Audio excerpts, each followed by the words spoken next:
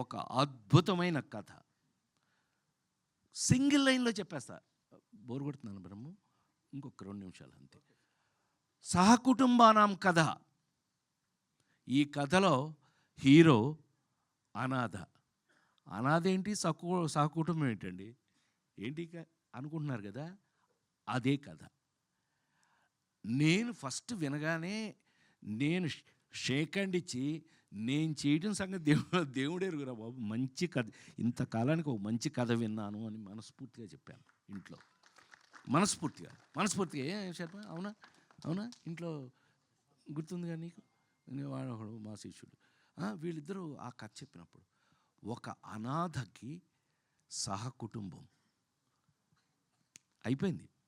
మీరు చూడండి, నేను గుండె మీద చేసి చెప్తున్నాను నేను ఇవాళ మీరు మీ ముందు. ఈ సినిమాని కొంచెం ఈ మధ్య భయం ఎక్కువ వేస్తుంది. ఏంటంటే బ్రహ్మం, అంటే పెద్ద పెద్ద డైరెక్టర్లు